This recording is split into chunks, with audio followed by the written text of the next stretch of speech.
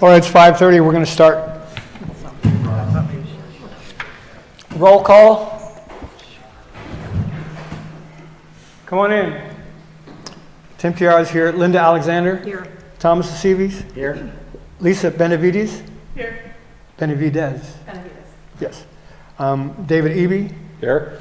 Catherine Parankama. Here. Claudine Pedroncelli. All right, we have a quorum.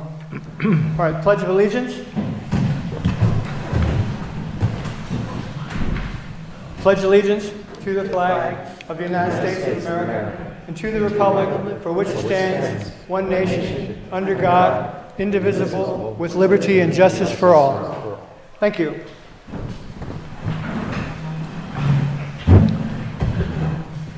All right, we have public input. Dave, you want to say something? Can you turn that mic on?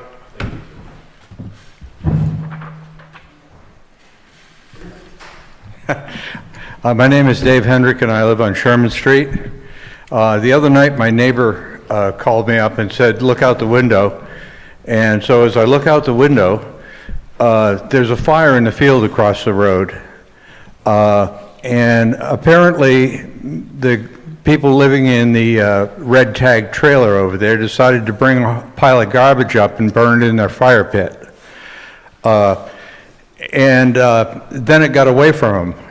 And it really had us concerned. But there were like 3 or 4 guys over there with shovels banging the ground, and they apparently got it out okay.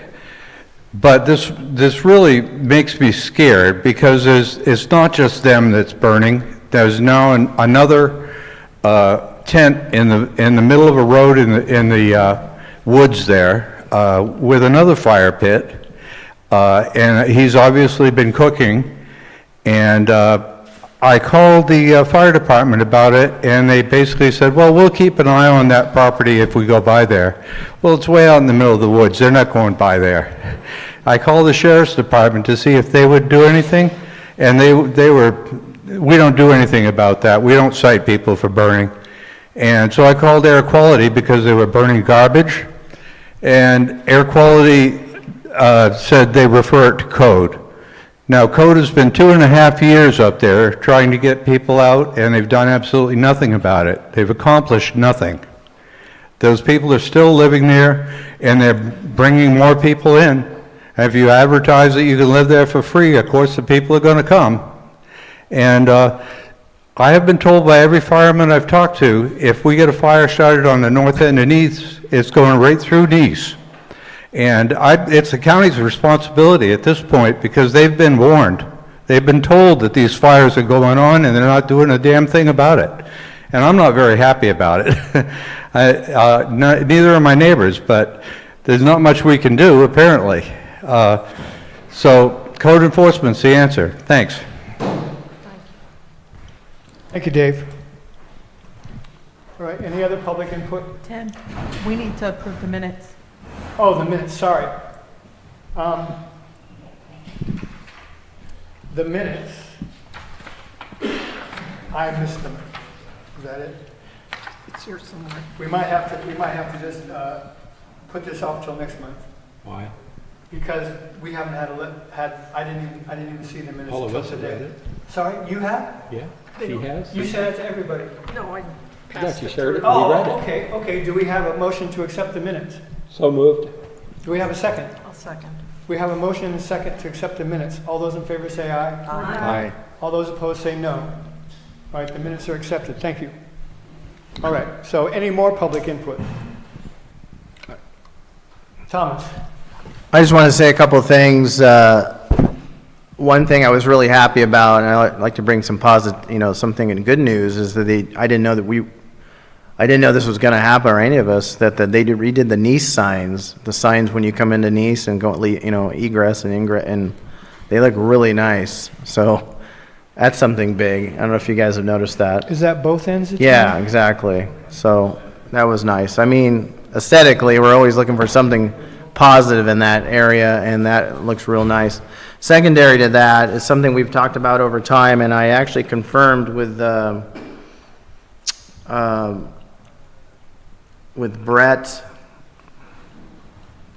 Hold on a second here.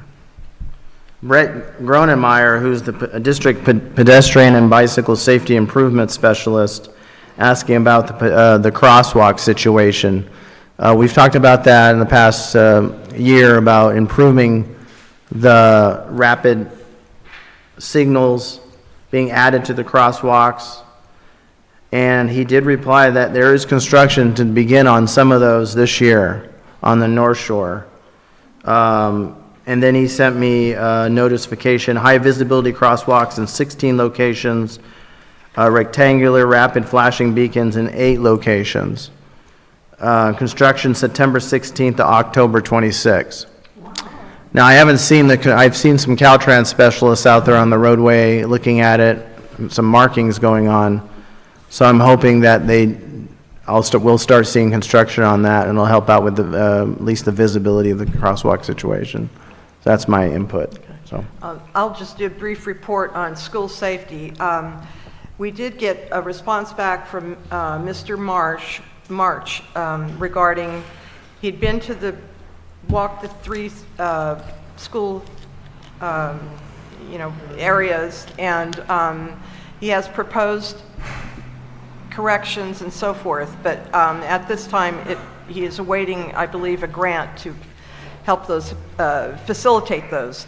I did present to the school board Tuesday night, a couple Tuesdays ago, about the issue that we have the ability to put up a stop sign because it's private property, so they're mulling it around. But again, we just have to be on this because we certainly don't want to have an accident with children and the cars that are just absolutely using it as a runway.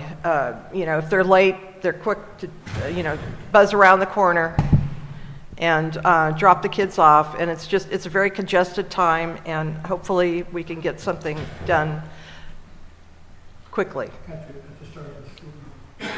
Well, the school started, yeah.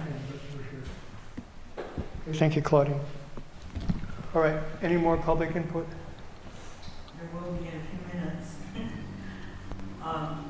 My daughter has a business up here, and she wanted to be here. She should be here any minute now.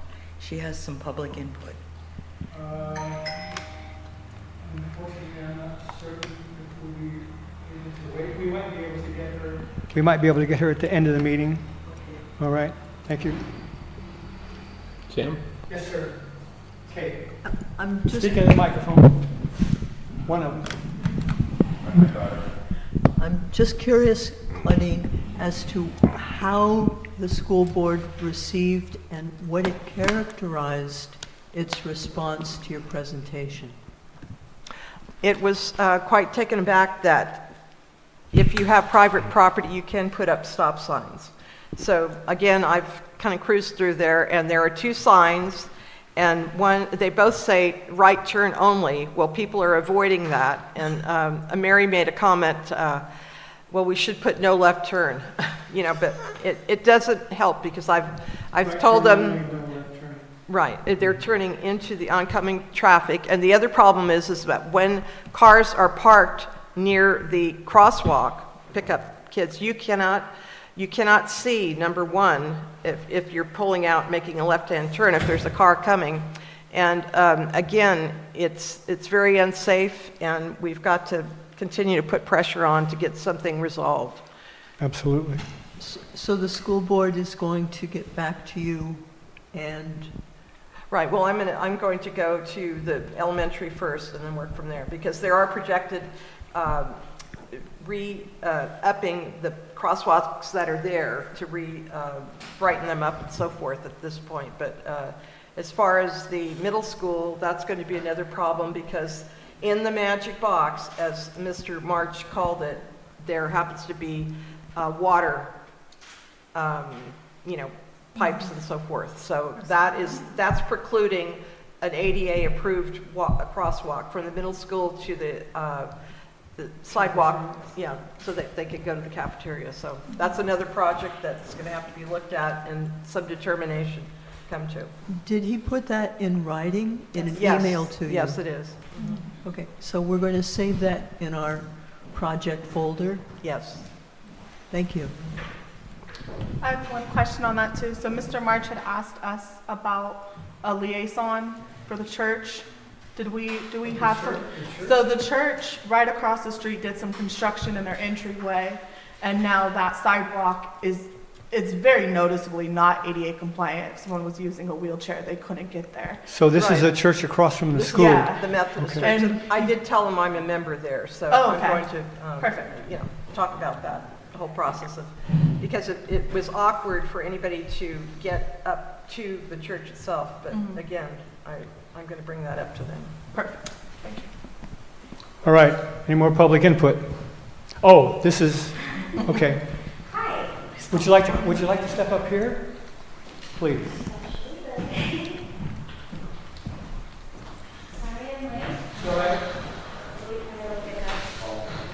My name is Robin Marsalek. Robin Marsalek. I am the owner of Stitch Envy over on the corner here. Sorry I'm late. I have a serious concern about our homeless gentleman that's behind the building. He is there by Tony's okay, which is horrible. He's not disposing of his waste properly.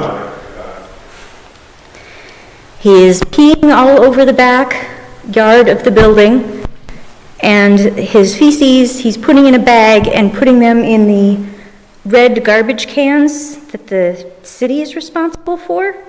And this is how we get neurovirus. I don't know if you've ever heard of that word, but it's really nasty and it kills people. And it comes from not disposing of human waste properly. He's got a woman coming back and spending nights with him. The van is bouncing, just for lack of a better term. I'm afraid that children coming by, it's not an opportune environment for them. He's got tarps up to hide himself back there, which is a really bad fire hazard, I believe. And speaking of that, it's blocking the back door of the building, which is the door closest to me, that's the fire exit. And how is he cooking? How is he going to keep warm this winter? I just don't know what to do. Have you made any complaints to any, Tony doesn't care. but I mean like to like... Code enforcement has had 6 complaints from 6 separate people, and they haven't done anything that I know of. Is Tony the building owner? Yes, Yes. Tony Oliveira. Probably ties her And hands. I know I'm afraid to go out walk back there. I know several other people in the neighborhood that are very afraid to walk back there by him. It's, Is he Violet? Not a clue of what his history is. His name is Michael Prescott. is Tony Oliveira, is he local? Yes, he lives right here on the corner above. Is he the one who owns the thrift shop there and the whole facility? Okay. He probably needs to make the claim or call the sheriff's department on him and get He's him off. letting him allowed to stay be there. He says he can Yeah, stay so there. there's a conflict. And you've talked to him about this issue and he doesn't seem to care about it? Nope. The guy is doing gardening for him. Never mind that other people are scared. And you're a tenant under him? I am one of his tenants. And it's disgusting. What about a public health complaint? If he's defecating and not disposing of the waste, that, because if the legal owner is allowing it, the law enforcement's hands are probably tied. But if he is not disposing of refuge, I would say that making a complaint against public health would be the next best step. Who do I contact? Just There is type in public health? a number on the Lake County website. I'd be happy to look it up. I don't know if it's going to do you any good, but I'd be happy to explore it. I will try anything at this point. I'm thinking that I'm going to have to relocate, and that's going to be a lot of business for this town that's lost, because I draw a lot of people in. You, They have a whole complaint section in their department with a code enforcement officer. So I think you should try it. the other one to try is environmental health. Let them know about the feces, let them know. They refer to code. We need, if people are going to speak, we need to speak with the microphone. Sorry. It's flopping a bit, Thomas.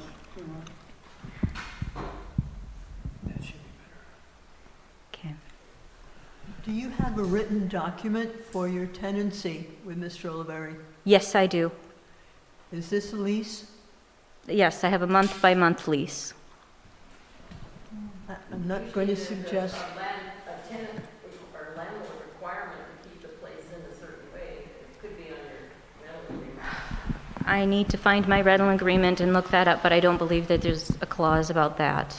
I'm pretty sure that this affects your habitability and suitability for your premises. And I'm not going to suggest you should lawyer up because I believe the county should step up first. But this is definitely a violation of your ability to enjoy appropriate business premises. So that's like a violation of the lease. I would think so. Well, it's not good for the whole city to have this gentleman back there. Yeah, Julia Carrera, Upper Lake, I think you should call Environmental Health Department of Health. I have to tell you that I have seen them go out and on complaints of illegal sewage and with their own code enforcement officer, not from code enforcement, their code enforcement officer. So you may want to ask for the department head when you go in there. Okay. Instead of just someone at the front desk. Now, do you know where they're located at? No. You know where the No. fairgrounds is in Lakeport? Yes. Bevins Court. Yep. And just go down to the end of Bevins Court. There, you'll see Environmental Health go in and park out front, walk straight back into there, and tell them right at the counter what the problem is, and I'm pretty sure you can get it taken care of. I will do that tomorrow. Thank you. Because the Elks Lodge, we got it taken care of in Lakeport, and it sounds like Lakeport, but we're in the county just like you are. And we got it taken care of. And it was the fecal matter that was the problem. Yeah, I'm already sick. I've missed 2 months of work, and this could really catch me and kill me. I already have a weakened immune system from another infection. If it is comfortable to you, I would suggest you go with a picture or 3 on your cell phone with a date stamp on the image. He's been there for months. Right. But you can offer him something very contemporary. Okay. Thank you. Thank you for your time. You're welcome. Thank you. Would you please report back your reception at the different offices? Okay. Thank you. Any more public input? All right. We're going to move on to our main event. We're going to move on to our main event. The AG Forest Wood Processing Bioenergy Project. Now, Tom Jordan, do you want to start off?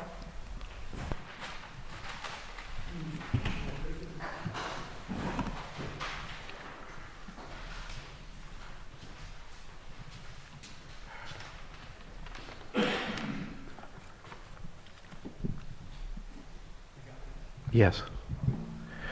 Good evening, everyone. As I was introduced by the chairman, my name is Tom Jordan. I am the CEO for the Scotts Valley Energy Corporation, who is the lead agent organization or company that is funding and supporting this project. What I thought I would start with this evening is kind of a background on Scotts Valley Band of Pomo Indians so we can put things in context. Scotts Valley Band of Pomo Indians is one of 7 Pomo tribes here in Lake County. We are not the largest band with 365 or 367 members or thereabouts, but at the same time we are not one of the smaller tribes. We're probably right in the middle. What makes us different from the other tribes is that it's landless. And how did that occur? Scotts Valley was originally recognized as a federally recognized tribe back in the early 1900s, 1920, 2030, 1940. But in around mid-1950, the federal government had a great policy called the assimilation policy. The hypothesis of this policy was that if we were to relocate Native Americans and integrate them into the American culture, society, and values, that they would become assimilated, lose their identity as Indians, and become full Americans. The result of that policy was to disenfranchise, decertify Scotts Valley as a federally recognized tribe, and relocation did occur. Several of our members were relocated to the Oakland area, where they were put into boarding schools. Their culture was denied them, and all of that horrific process that was prevalent at that time. That theory failed entirely. It was the enlightenment and resilience of several of the elders of the tribe to go back to the federal government and through the judicial system.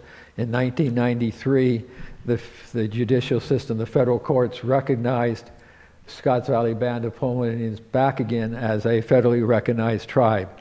That started the process of them reorganizing their political structure and their administrative structure. But because they had no land, that was taken away during that relocation process from the 50s through up to the 90s. They were a landless tribe. That is to say, they had no trust land like 5 of the other tribes here in Lake County have.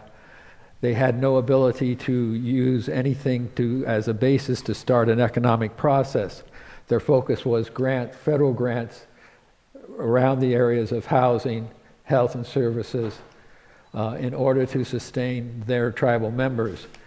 Grants are very restrictive. They don't allow you a lot of discretionary dollars to do other things, and so consequently there was no room for them to pursue a program of economic development, even though that was a great idea and desire of the tribe and of the tribal council.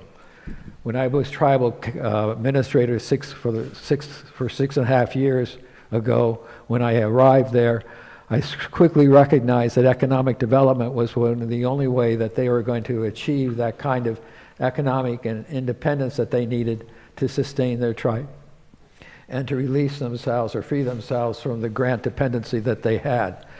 And so I looked around and talked to several people and came to the conclusion that the energy industry was an industry that we could take advantage of because it didn't require us to have land of our own. We could use land of other consumers, other customers who needed and understood that their energy demand was going to be there and that they wanted to do that. And so with that, we developed an energy plan with a focus on bioenergy. Steve Rumbaugh is here tonight, and he'll talk more about the bioenergy concept and what it is with a presentation. So I won't go into that. But that plan was the idea of creating several local bioenergy plants where we would produce energy that could be sold and biochar as a secondary byproduct of that process. Both are commodities that could be sold, creating revenue for the tribe. In order to establish that, the tribe created what we call a Section 17 corporation, Scotts Valley Energy Corporation, and that corporation is tribally owned, wholly owned. There is only one shareholder, that is the tribe itself, and all revenue goes back to the tribe for the welfare of the tribe and of its members. So that plan developed, as I say, a series of bioenergy plants that would do the production of the energy.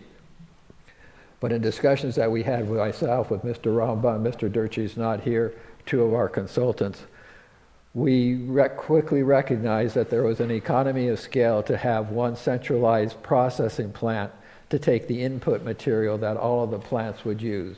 All of the plants were designed with the same technology, would run basically in the same manner. All of them recreated the same input material, and that material would be forest material.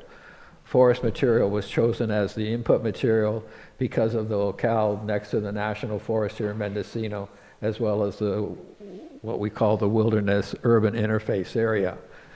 All of that material needs to be taken someplace, needs to be used. Our system uses the non-commercial grade material as that input material. And so we realized, as I say, that from the economy of scales, it made more sense for us to have a centralized place where we could process that material to the size of the chip that we use in the plants. That chipping reduces it to less than a quarter inch in size in all three diameters or three dimensions. And so it's a very small piece of wood that we put into the plant in that process. So that is why we had a project where we had multiple sites that would receive wood processed at a central location, transported to their locations, and used on site at those locations. I'm following the agenda that was given to me by Mr. Chiara, so I always have to refer a bit to it. So the next area in terms of the development is how do we determine, there are metrics that we use both to determine the location of this particular wood processing campus and of the bioenergy plants. The bioenergy plants metrics are basically, the first metric is what is the demand of the consumer? If the demand is between the area of 250 kilowatts to 1 megawatt, then it fits within the scope of the area that we are prepared to pursue a plant.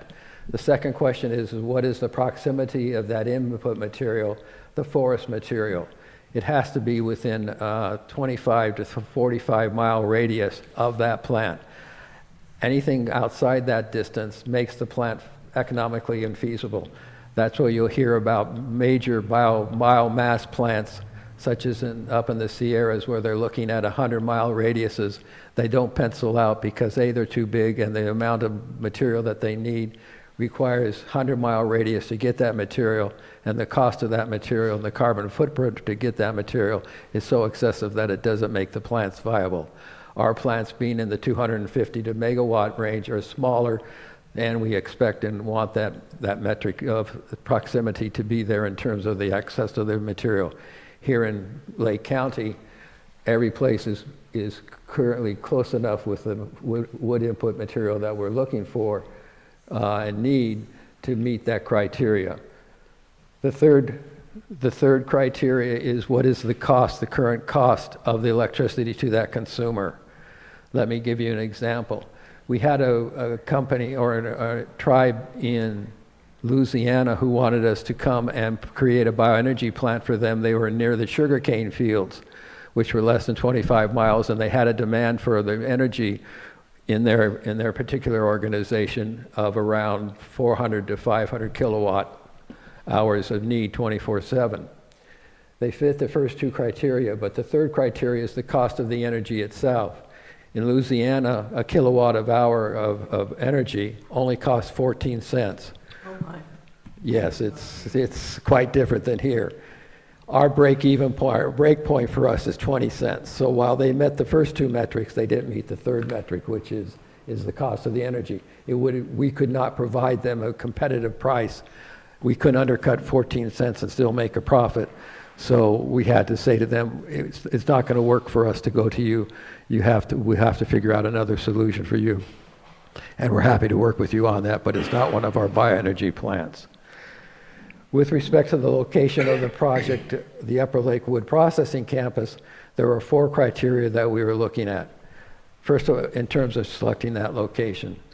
The first criteria was proximity to the forest. That was the first criteria. The second criteria was access to the transportation network here in the county. You know, in the county we only have 2 major primary arteries, Highway 20 and Highway 29. Secondary highway is 175.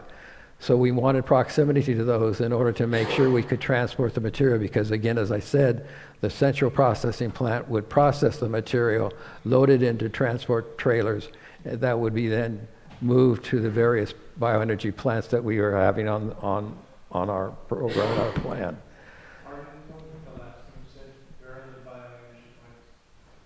Pardon me? They're currently under discussion, but Say, John, can we let him? I didn't hear what he said. Oh, okay, all right. But let's sort of save questions till he's done, and we'll let him answer those.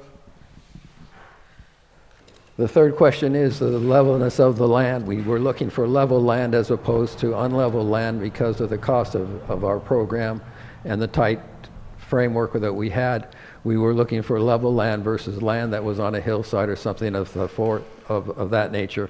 And the fourth criteria or metric was proximity to residential areas. We wanted to be at least 1,000 feet away from any residential area. So those are the metrics that we used to determine and select the location. The fourth question was, what are the benefits to the Scotts Valley Band of Pole Indians? Well, as I said to you before, the whole reason to be into economic development is to create that financial independence that the tribe would like to occur, to spin itself off of the federal grants and in some cases state grants. So the first benefit to the tribe is going to be that economic revenue that is generated from the bioenergy plants to which this plant particularly serves. This plant's benefit will be to provide that material at a cost that the other plants can afford and purchase, so that it breaks even and doesn't run at a loss. It will also create its own revenue through the sale of the biochar that will be created on the plants, on the location itself. How long is the project expected to run? Our equipment has a useful life of 15 years. Our lease with the Watershed Protection District, which is the location of this particular wood processing campus that we're discussing tonight, is 15 years. So the answer to that question is 15 years. I think that gives you some general overview. I'm going to turn it over to Steve and his presentation on what is in the next part of the agenda. Just before you go, Tom. Yes, Tim. Maybe if anybody has any questions for you at this point.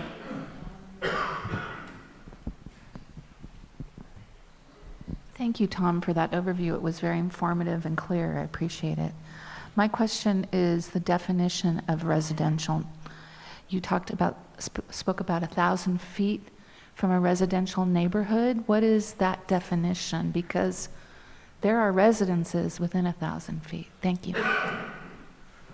Well, according to our calculations and the location of the plant, it would be what you mean by residence, what would be the standard residential or neighborhood area. And our calculations show that we are within 1,000. Those residences are within 1,000 feet. But what is the definition of a residential neighborhood? Because there are homes within 1,000 feet. Thank you. There's one location that's at about 1,000 feet. So it would be the definition of a home or homes in what is defined in the code as a residential, zoned as a residential area. Oh, a residential zoning area. Thank you. You're welcome.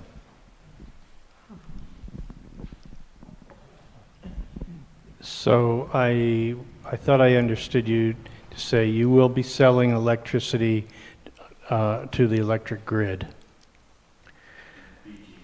To PG. We have two choices in the sale of electricity. This plant will not be selling electricity. The wood processing campus is not in the process of selling energy back to the grid. It is a self-generating plant. The electricity that we generate on that site will be to run and operate the plant. Our other plants, the bioenergy plants, will be selling energy. We either sell it wholesale back to PG&E through the distribution grid, or we sell it directly to a consumer, be what we call behind the meter. Just like a solar system or solar array system on a residential home is behind the meter, we provide energy to a customer behind the meter for their own use on their property. So they have to have a large demand. All right, so I'll understand the technology after a while that somehow you're going to create wood chips on this location, and those wood chips are going to go to other places to be converted into energy? Correct. In simplified form, correct. We bring forest material in from the forest in the area that is being culled, and part of the forest, national forest, and the county's risk reduction program. And so that material is going to come in chipped, but it comes in chipped in the sides that we can't use. So we re-chip it back down to grind it back basically down to a smaller size. And then we transport that smaller size to the other distribution or the other energy plants that we are going to be creating. Okay, I'll make one more question, hand off. And so how far is this material that's chipped going to travel? It's going to be in Lake County, it's going to be statewide? Where are these other places? Our plan is focusing For the forest material, our plan is focused here in Lake County. So we'll stay plants that we're hoping to establish here in Lake County. Okay, and those other plants, would they be burning those wood chips? We don't burn anything. Okay. We use a pyrolysis gasification, which Steve will go into. I know, I'm just starting to learn about that. Okay. But, okay, but we're not talking about one location, we're talking about multiple locations. Tonight, the focus of this meeting is the one location, which is the wood processing campus, which will be here 2 properties east of Running Creek. Yeah, I know where the property is. I tried to lease it myself a few Okay. years ago.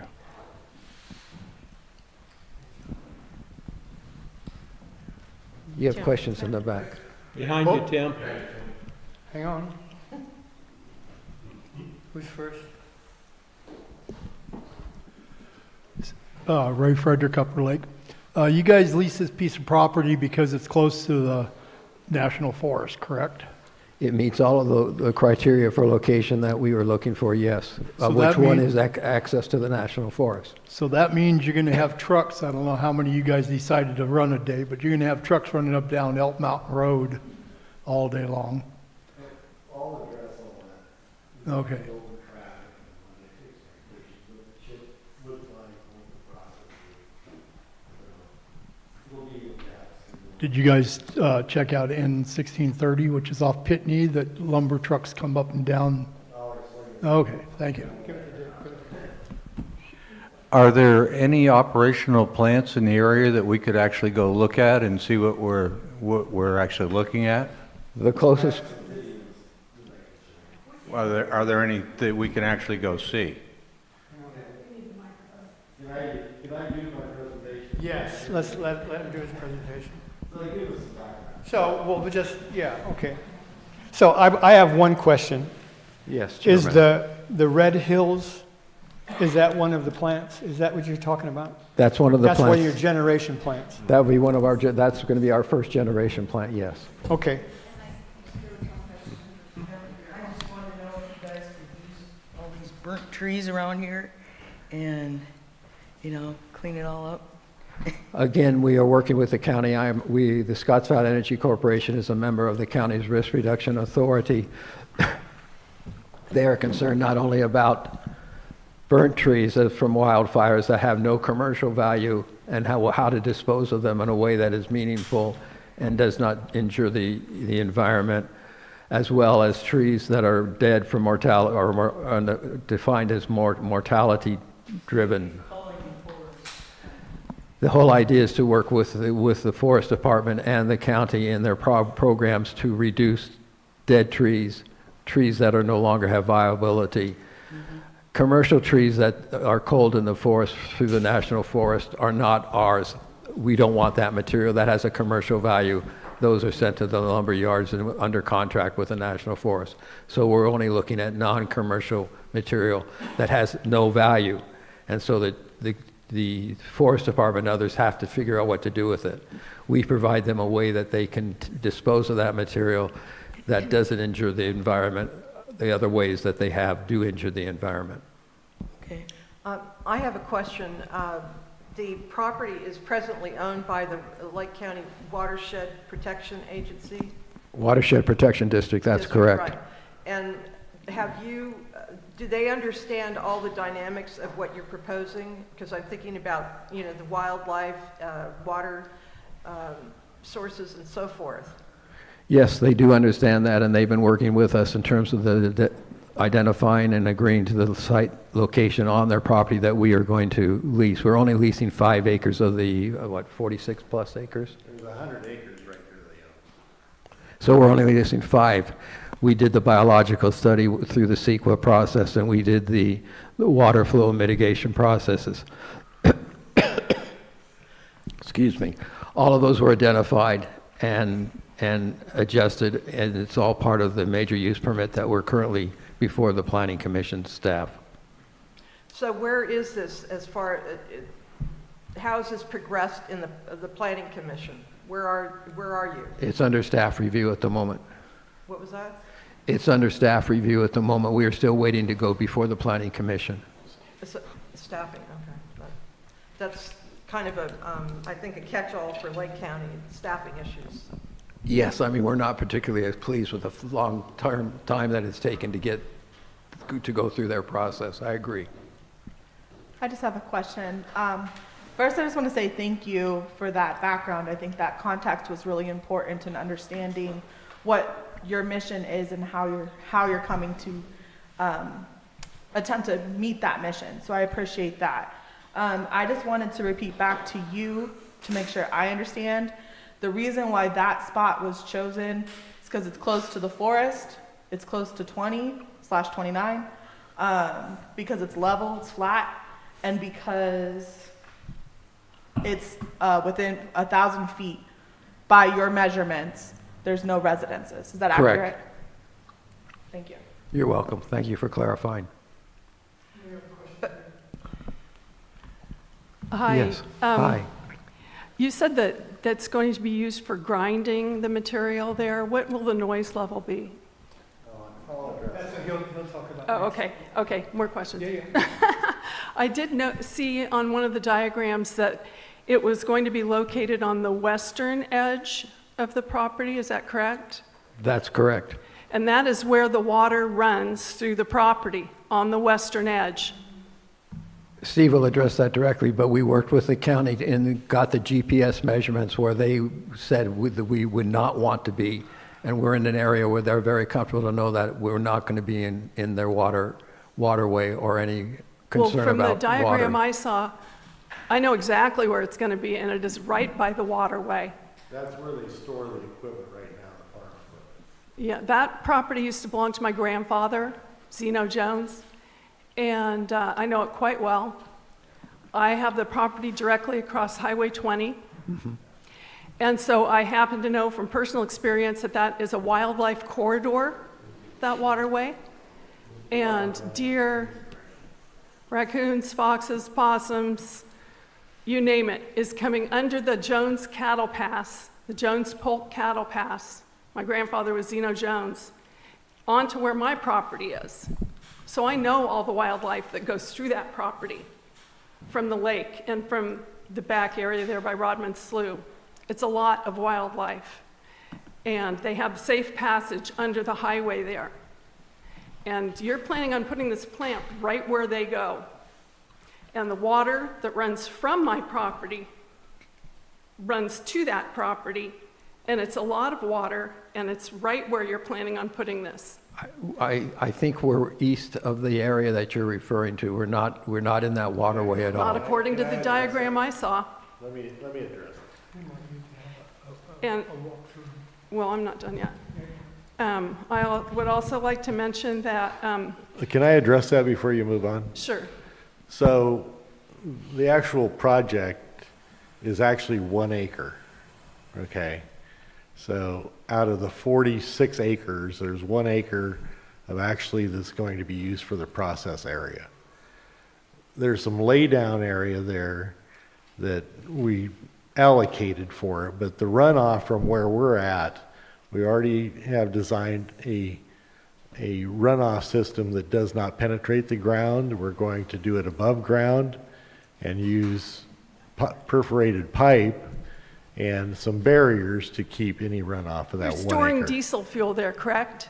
There's no diesel in this site. We That's can't. what it says in We the had report. diesel. We had it in there because we were going to use it to start the system up only. There's just to start the system. It runs on its own once it's started. So We what are don't- your trucks running on? There are some diesel. There is two telehandlers that'll be there. That will be the diesel that'll be run on renewable diesel. So you're filling trucks with diesel and you think there'll be no runoff? There will be a retaining area that we already have a design for, an area to retain any spillage But we there. all know how that goes. Well, it's designed for it. I mean, that's what the thing is. So Now, let me ask you, do you we really have think... thought about it, so Do you think that biochar is profitable?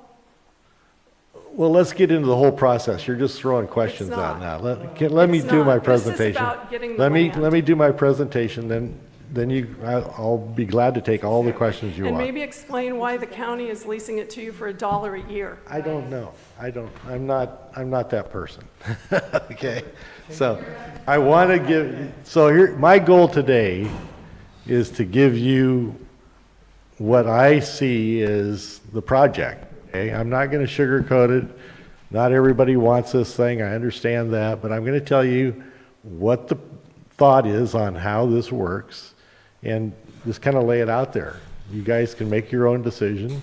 I'm not trying to influence you. So here's how the process works. But do you have any licensure or education, or what is your background so we can?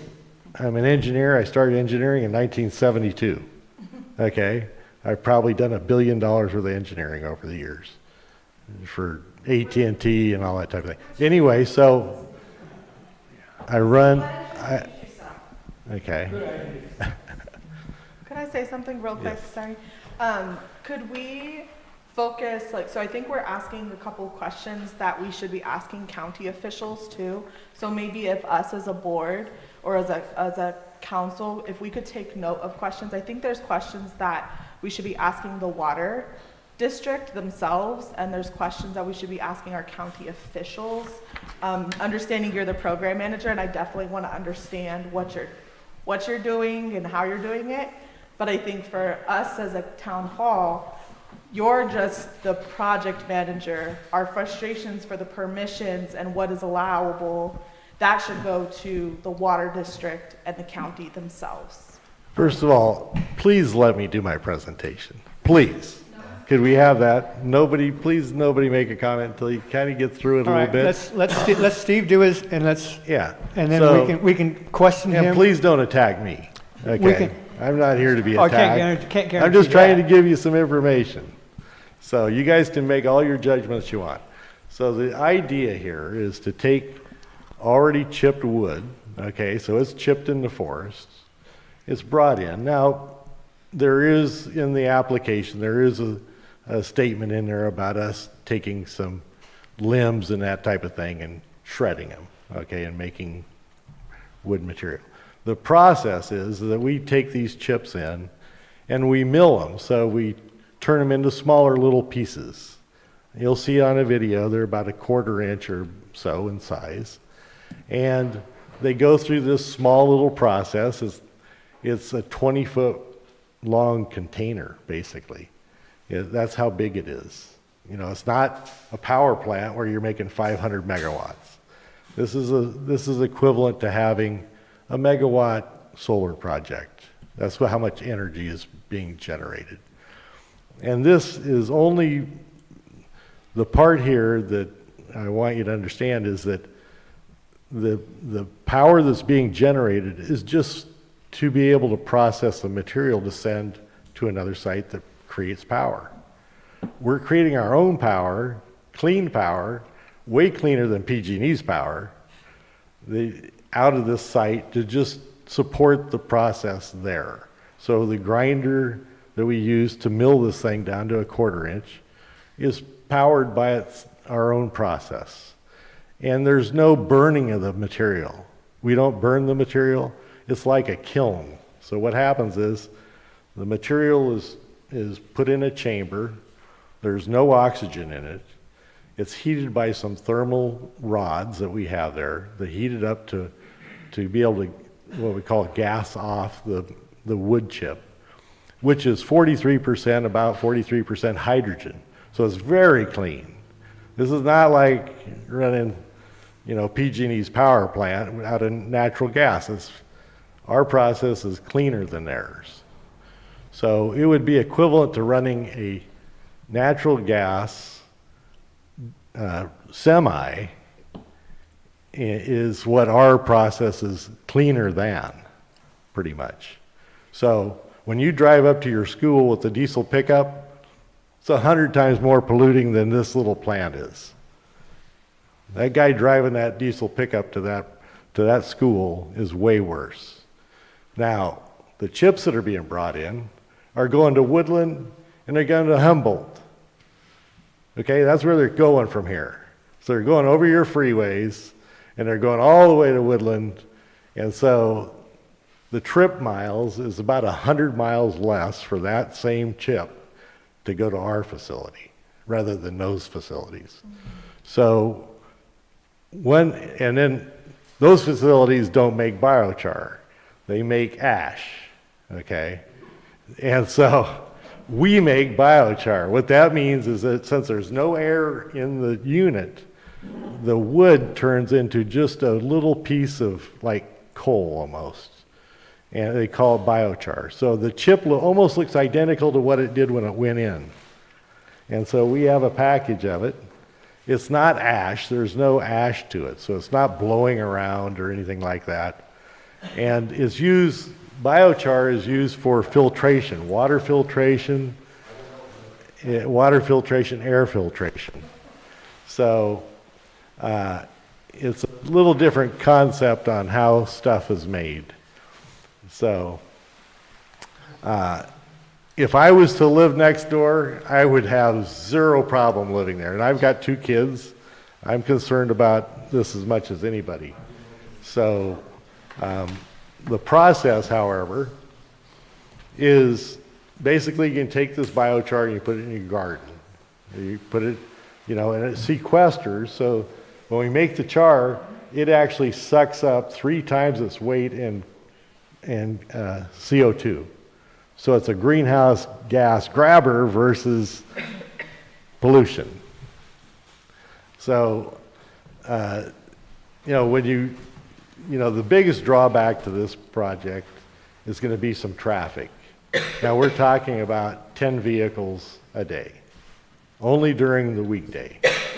So 5 days a week is about the traffic will be. And that'll be a couple of trailers a day. And so this is not a heavy traffic thing. There's 1,800 vehicles that run by that site every day. We will have 10 of them, maybe. So the impact on this is very low. We are not paving the road into the site.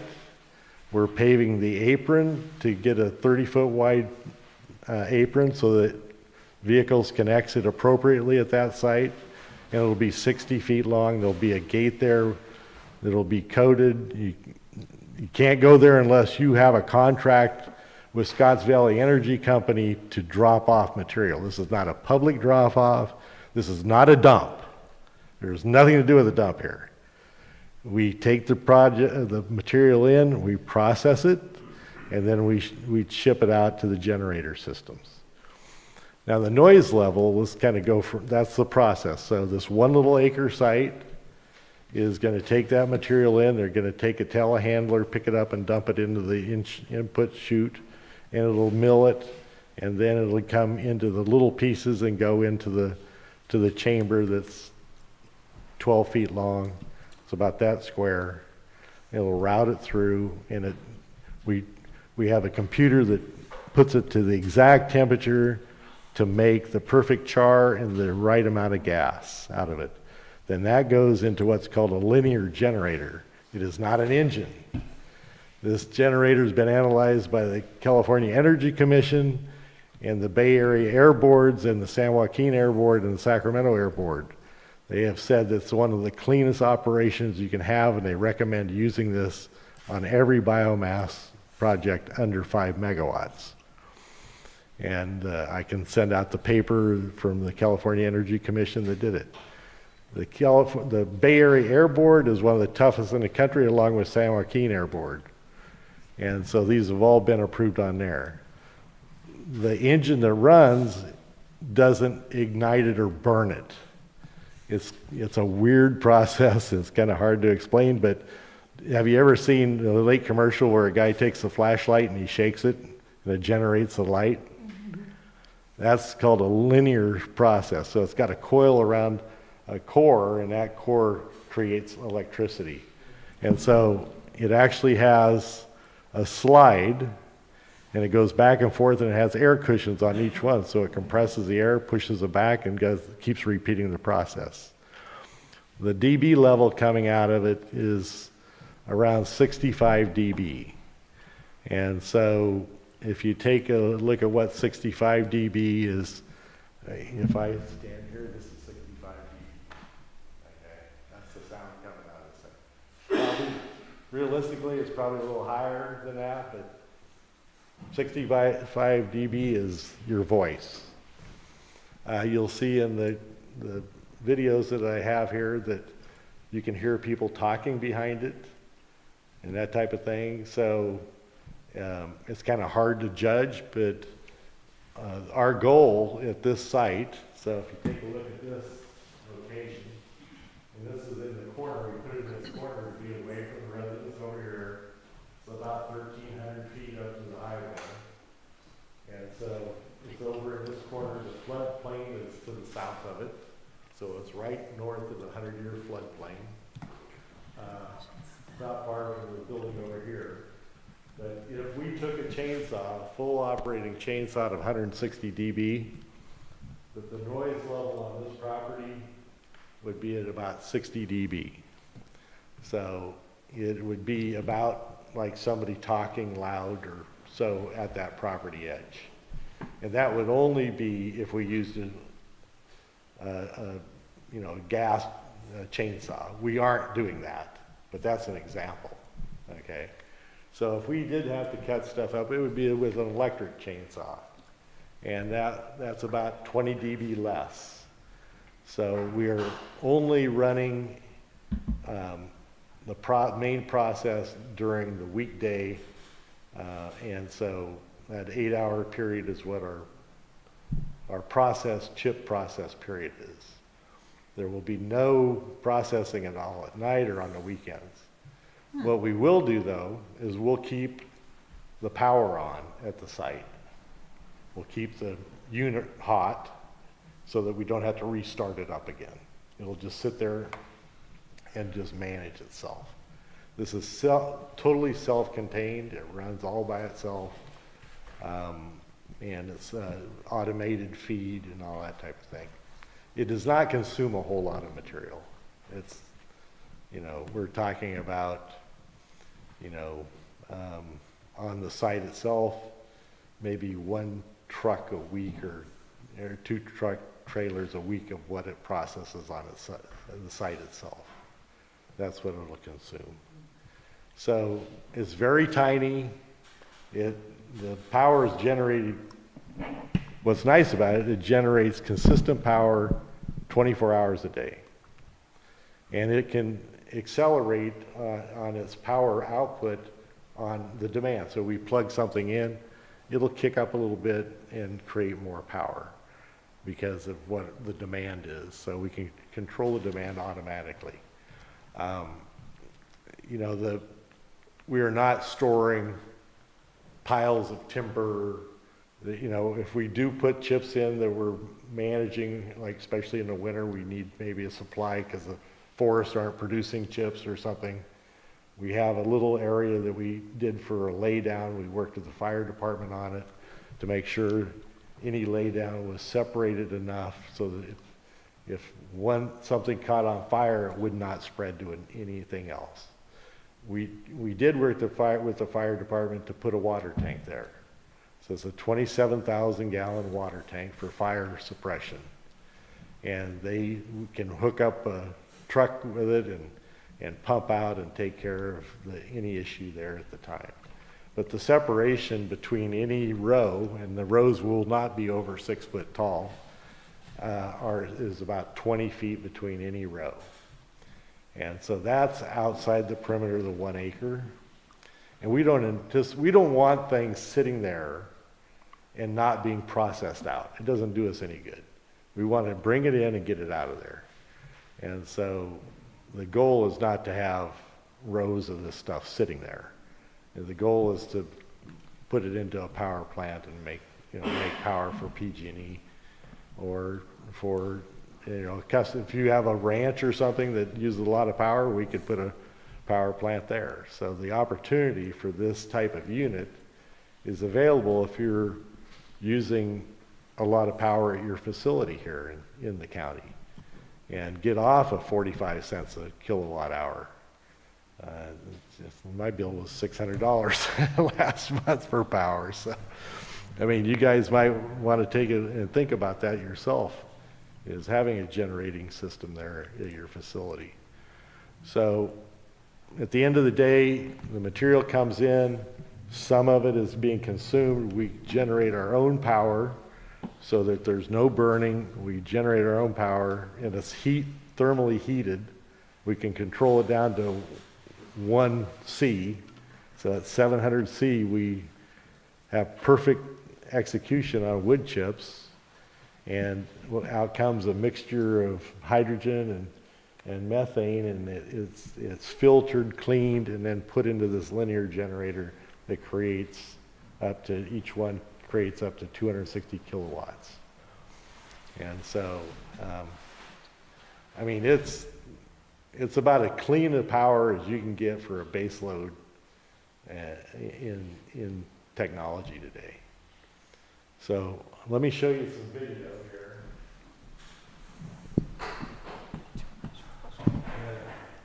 And one of the videos is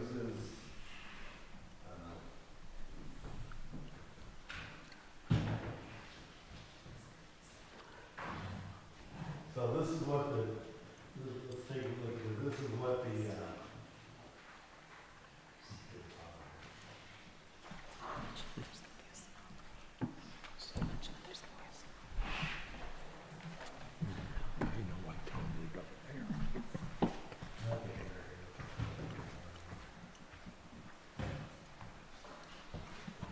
So the unit that we do, what we call gasification and pyrolysis, is it's about this tall, this square 17 feet long. So it's about we would use that here, right?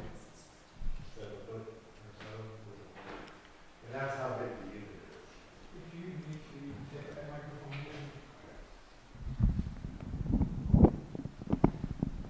So this is it here. So it's about 7 feet tall. So it's about this tall and about the same width. It's 17 feet long. So this could slide inside a 20-foot container. Hello?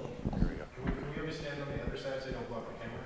Oh, there you go. All right. So yeah. So you could slide that inside a 20-foot container, and then. Let's see here. Not to jump around too much, but this is what's called a true grid. It is the actual thing that's going in instead of pavement. So these things will be laid down. They're 4x4. We put a small gravel base on the driveway, and then we lay those down and we spread gravel, clean gravel over the top, and it presses it into the ground. It will carry a fire truck on that method. It also retains water, so you don't get runoff with this, because the water is retained within the rock, and it keeps a lot of anything from washing off. It's penetrable, so it's not like asphalt that'll run off, water will run off and cause issues.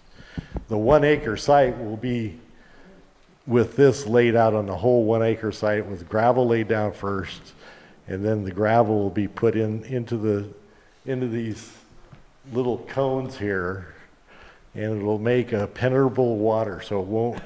The only thing that will be there that there'll be runoff of is the 2,400 square foot canopy that we put there. And the canopy is just basically covering the material processing, so it stays dry in there. So this will be covered on the whole thing. There won't be any pavement except for the apron coming off the highway. So there's no mud or anything like that going onto the highway.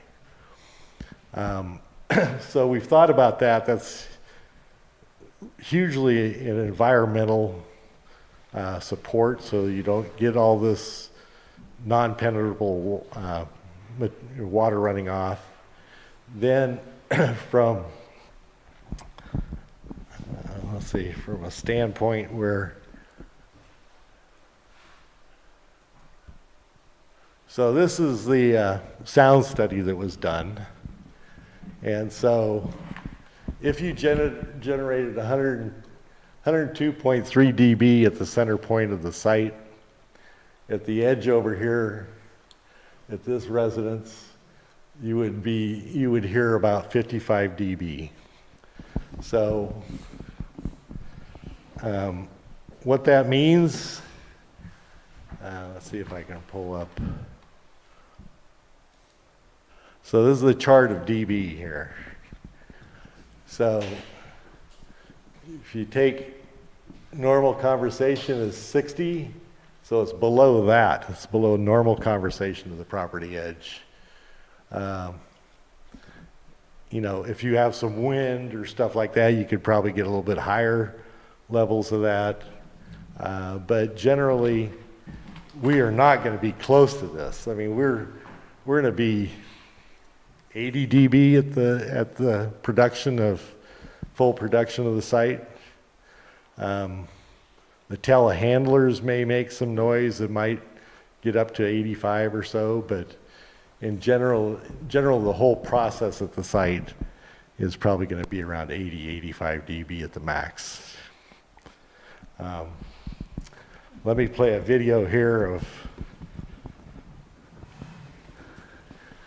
the process.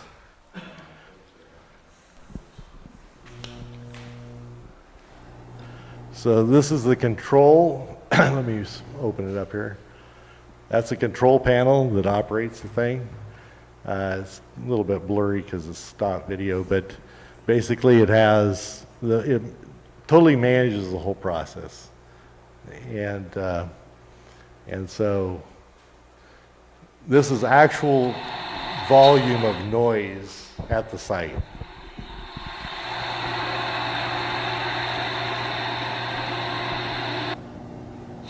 So these are the little pieces that go into the process we talked about. It's a little vacuum that sucks it in, and that takes it up to a chamber that isolates the material and puts it into a feed tube that's pneumatically dropped into the chamber. And this is what the biochar looks like as it comes out. So the process is running. These are little pieces of char. You'll see that there's no ash coming out of this. There's no blowing of anything. There's no smoke coming out of this. It's a self-contained process. We have this hooked up to a micro turbine, and it runs. This one's running at 80 kW, and this is how loud it is. It's the actual sound coming out of this. So it's not a huge thing. So if I do have a sound of what a electric run shredder sounds like, and the shredder is the loudest part of the process. And so this is what the electric shredder does. This is a video with the sound right over the shredder, okay? This is not 1,000 feet away.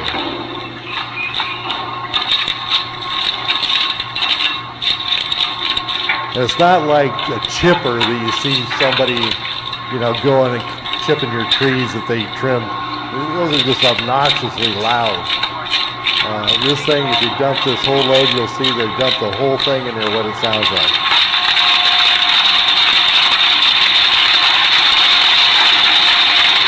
There's no diesel engine running. It's all fed electrically.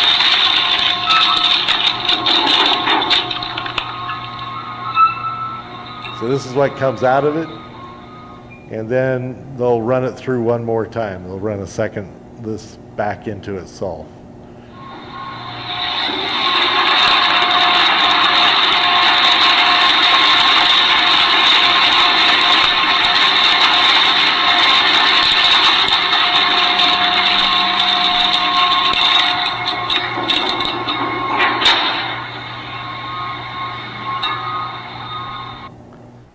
So I have another video here of what the linear generator sounds like.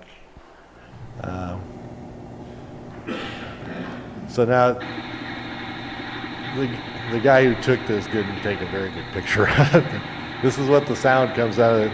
It's a little higher than this because just the microphone setup is not very good. But that's about it. I mean, it does not, it's, let's see if I, oh, I gotta click here, sorry.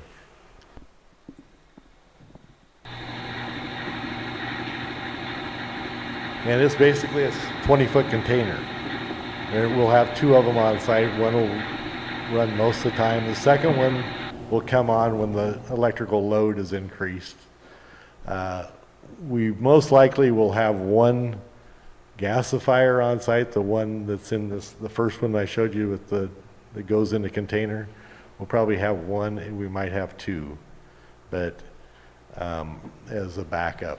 But so that's kind of the process. It's not like the big chippers or grinders in the forest, or the guy trimming your trees and the PG&E trimming your trees and grinding it up and chipping it in this big massive unit. What's the diameter of the twigs or branches you're putting in? Well, our max is going to be like 6 inches, I think, is what we talked about, right? Yeah. Oh, okay. We aren't going to bring, logs are of value. We're taking waste, forest waste, not anything of value. Can you take orchard waste? We're only taking waste that's been contracted for. Nobody can pull up with a truck. But potentially. There's potential in that. There's a real, yeah. Yeah. I have a question. Our agreement with PG&E is mostly hazardous forest waste. We can take a certain percentage of other waste, but with PG&E, it's really mitigating hazardous forest waste, which is the PG&E trimming of the trees and the forest mitigation, of fire mitigation. As a theoretical question, what kind of material can you take and what kind of material can't you take? The way that the gas fire works is we could put plastics in there and all sorts of things, but that's not, it's not designed, this is not, the process is not designed for that, and we don't want it. So, in my investigation, I was told that the feedstock has a determinant factor on the output. So, yes, so we're doing a project up around Yuba City that uses walnut shells. It has a whole different matrix of what the gas makeup is. Wood chips are very high in hydrogen. They produce a lot of hydrogen, and so you get a very clean, we call it syngas, synthetic gas is what it's called. So it's very clean in that respect. We're doing a project with wood chips to create hydrogen itself. We're doing that towards Sacramento. There'll be a hydrogen plant there, we're hoping. Okay. So, there's a move to have synthetic aircraft fuel. Is this sort of a similar process? We're working on that in Texas. We have a project in Texas with Southwest Airlines doing a project. So will this plant be collecting hydrogen gas? No. So No. where's it going to go? It just goes into that linear generator right next to it. So that runs the linear generator? Yeah. So you're burning the hydrogen in the linear generator. Yes. And you're getting We water. don't burn it. You're getting water out. Well, you're oxidizing it then. Yeah, we're oxidizing it pretty Okay, much. so, I It's, mean, it's compressing it, creating the energy, the refraction on it. Okay, but I mean, it's like. There's no ignition at all. But oxygen and hydrogen, you get water. There's very little oxygen in this process. In the linear generator. Yeah. We have no oxygen in the, well. One component is also methane? So in some of the process, you get a little bit of carbon monoxide, but you get methane and then hydrogen. So it's not all perfect, right? There's certain little percentages of stuff in there. There's no sulfur. But that combined material is going through the linear generator? Yes, yeah. Okay. So you get CO2 out of it. you're going to get something other than water at the end? You're going to get CO2 out of it. out of the process. So you're saying that there wouldn't be any particulate, any emissions that, because when we first, stepping way back, as far as the planning commission notification of individuals in the site area, that was fouled up to begin with because an improper phone number was left on the letter of intent. And then we were presented with the prospect of this ongoing, and, we talked about the diesel trucks running up and down Elk Mountain. Another thing is that's a very dangerous spot to be big rigs coming in and out of, and we never did get any data on Where emissions. our entrance and exit out of Yes. the site Yes. it has 600 feet of view on each direction. I'm talking about the usage of Elk Mountain Road with big rigs as well. That's out of And- my, that's out of my, informed band of information. I heard that biochar is a good soil amendment. It is. It retains a lot of water, and it helps retain minerals in your Yeah, soil. for growing things. Yeah. Okay, A lot of I thought- farmers are using it. But the biochar is still an ongoing research thing. It's like, it's good for this, not so good for that. That's exactly right. It has all sorts of different parameters. Yes, and the percentages are relatively, you can't put plants in 100% biochar. You put probably 5 or 10% biochar and you're fine. But I've seen some, tests where Yeah. 5 is good, 10 is Yeah. better, 20 is not good, Yeah. and 50 is not good at Right. all. Yeah. So. One more question, John. She has one back here in the back. Well, I looked Okay. up biochar on Amazon, and you can buy it for 16 quarts for $57 as a boutique product for your garden. So we get, But I just- out of our process, we're getting about 25% of what goes in is biochar coming out. So if we put a ton in, 25% of a ton is what's going to be out of it. It's gassed off into the gas that's created. Yeah. So we talked about this before we started, that you can optimize the procedure for gas production or biochar production. Well, we optimize them for both. So we're right in the middle. We don't want any tar.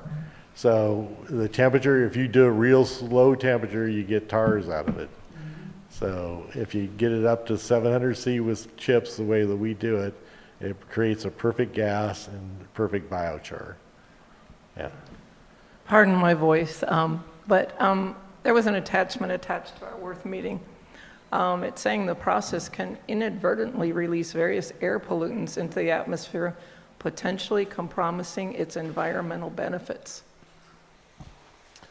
Well, nothing's perfect, right? So Okay. Let We me have explain good what, clean air kind here. of the startup, okay? So we have an emergency, what we call a flare, right?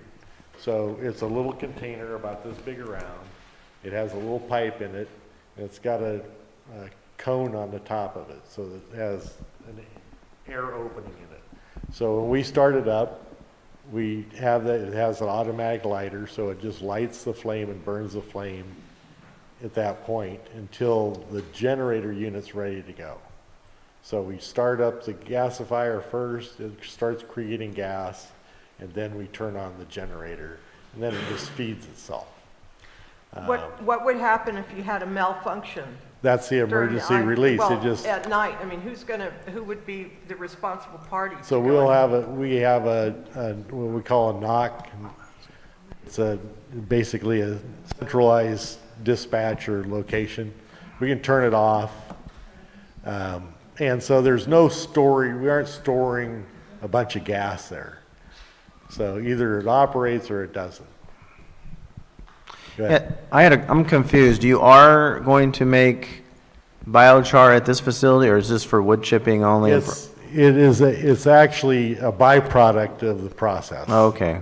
So we got to create electricity to make the little milled pieces that we can send off. And when we do that, we self-generate power that runs the equipment, so it takes about 20% of the load to heat the chamber. And so we do that with using some of the chips ourselves in Okay, I the see. process. So that biochar is, you know, maybe a trailer a week we'll have come out of there of biochar. And I got a secondary, you know, there was a story, it's nothing to do with, I'm talking about the noise factor. Let's talk about that for a minute. I understand the decibels, the decibels, 65, you said. I saw a story, but not about biochar. It is a different story. The contrast is probably not correct, but in a Texas town dealing with cryptocurrency, I don't know if anybody saw that story of a factory. They're giant servers doing the mining of the cryptocurrency, and it's dealing with air conditioning units that are on top of it, and because of the heat produced by these servers. And this is in a small town, causing some issues on their part. One of them is the noise factor. I understand this is different. This is a micro part, you know, definitely not like that. But the sound of the grinder and the sound of the process, that's going to be 8 hours a day for 5 days a week. Yes.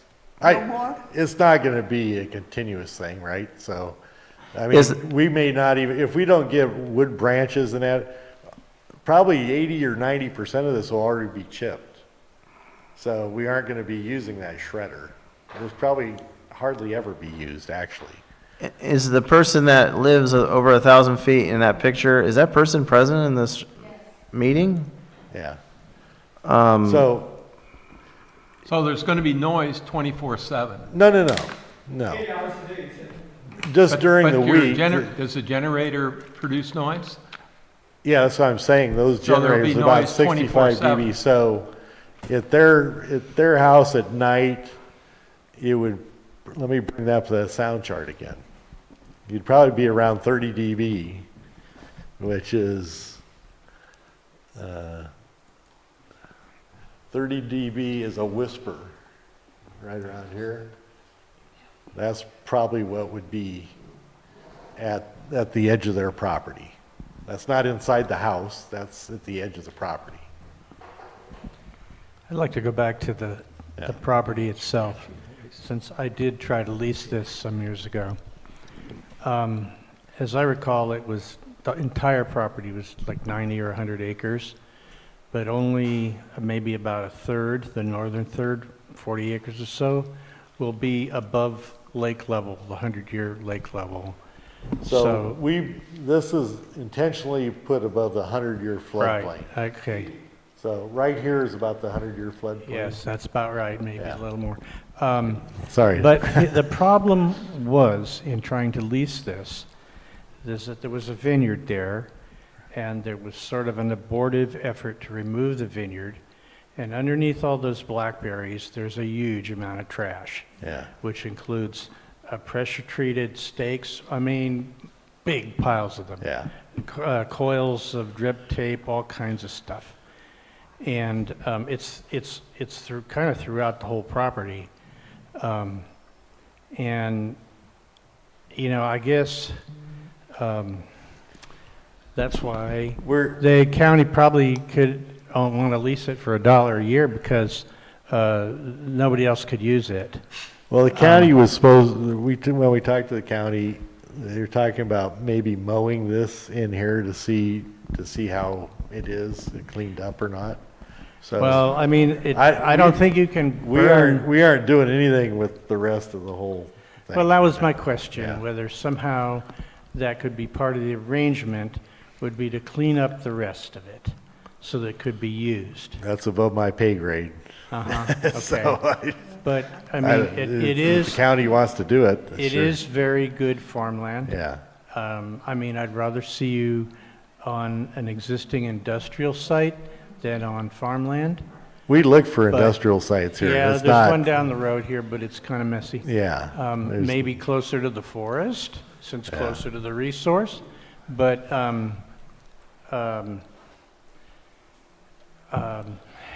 I see this being converted to maybe a at the end of 15 years or the time period, I see that as being converted to some Autobahn site or something where people can park out there and. Well, I just think it'd be a really good part of this project, since obviously there's a lot of money involved, that somehow we could get this cleaned up and the county could lease it to others who want to farm it and use it. I mean, it's, and I know you can't burn the plastic and you can't burn the pressure-treated wood. Pardon me, I'm not supposed to use the term burn. Pyrolyze it. Yeah. You can't pyrolyze it, but, I mean, just looking at your presentation, I think you guys have the assets to get this done. I have two quick questions. I'm sorry, you've been waiting for forever. Go ahead. Okay.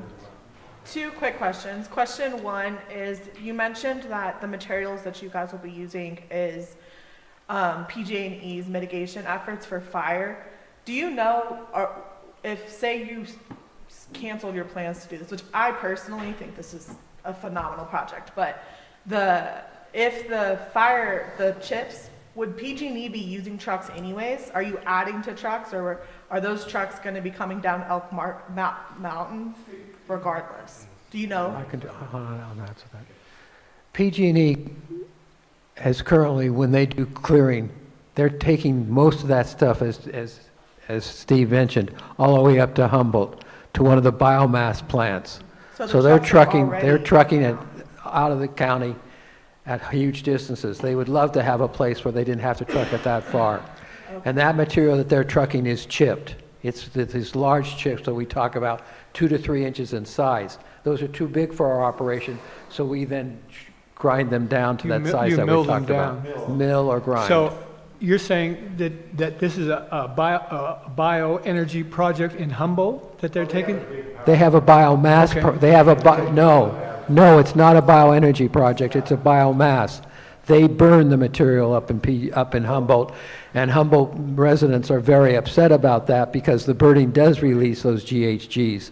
We don't burn anything, as he's indicated and reminded you of. We heat the material without oxygen, so there's no release of those GHGs that otherwise happen. With respect to the lease of the land and clearing the land, one of the things I've been thinking about that, because Mr. Kahn presented it in the July meeting, one of the concerns that we have and that Steve didn't explain to you is we're not doing any ground penetration to set our plant in operation.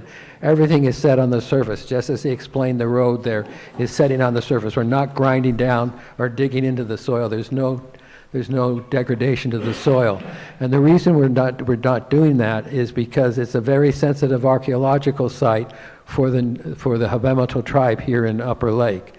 And they would be very concerned, and I think would have huge objections if one was to do farming where you were tilling the soil, because though they have an idea where those archaeological sites are, it's the whole area was used and inhabited by their ancestors. And so I think they would object very strongly to any kind of major ground penetration, which we're not doing in our project. So that's one of the major differences. Yes, but times have changed, and the presence of the Habemato have gotten stronger. There was a question over here, or some other questions. I have a lot of questions, so if you want to have other people talk first, she still has a question. Yeah, sorry. I had just two quick ones. I think they're quick.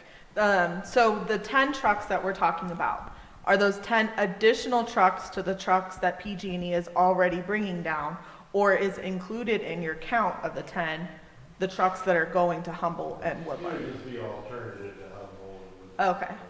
So I guess what I'm really trying to get at is it's not like 10 brand new trucks. Some of that traffic is already existing. Correct. We aren't using big trucks to get out of there. We're taking to our plants, basically it's a large trailer.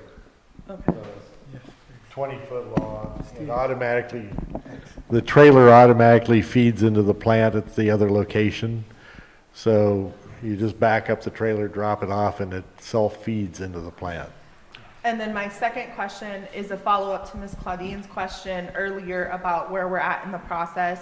I know you mentioned, you said we're under staff review. After staff reviews it, is it green light go as is, green light go with these modifications, or red light stop? Or are there additional steps before you can start building your project? So this went through CEQA already. So it's been past CEQA. There's all sorts of mitigations in the document that we have to perform. The air board will have to do testing and that type of thing in water mitigation, all that stuff. It's all part of doing this process. So we're a little ways out before we actually see any building. Yeah, I mean, we're hoping we have this, operational mid next year, something like that. That's kind of the time frame is But the maybe project July. has been in process for a number of years. We've been talking about this a couple of years, I think. Yeah. We've been easily talking about the project for a number of years. I was trying to go back and remember the day that we submitted the application for the major use permit, and I think it's been coming up to 18 months.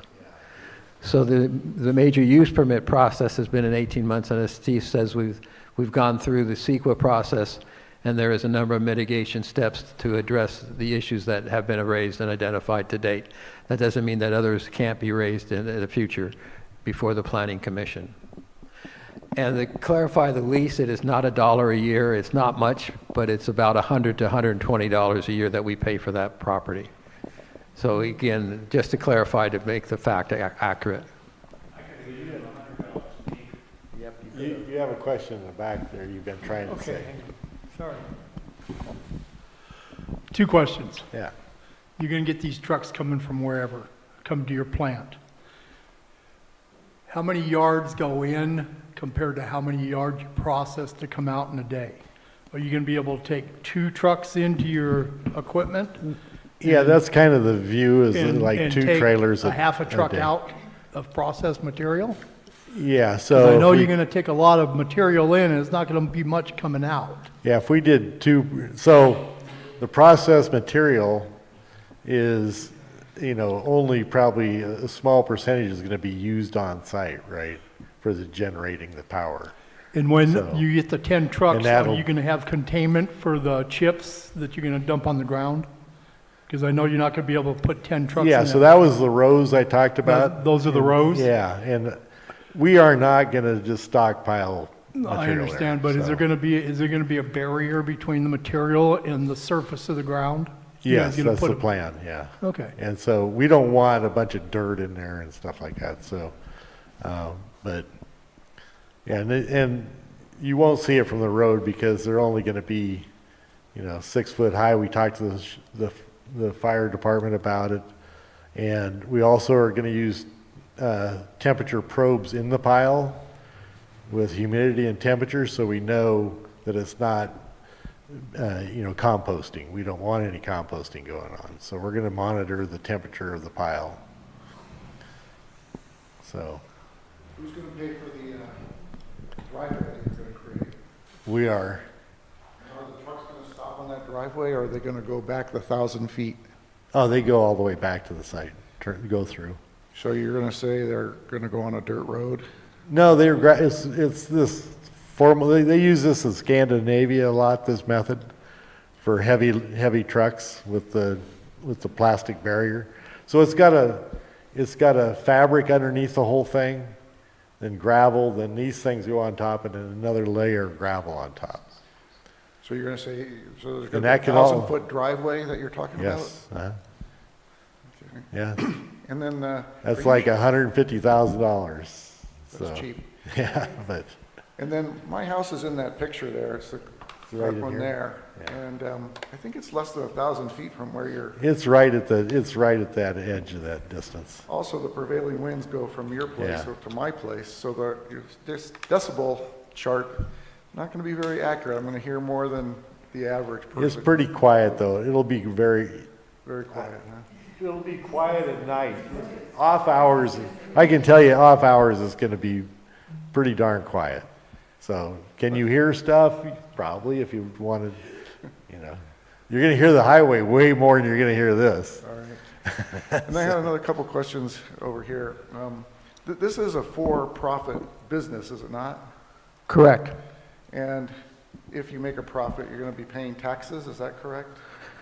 Or because it's a POMO thing, are they tax exempt?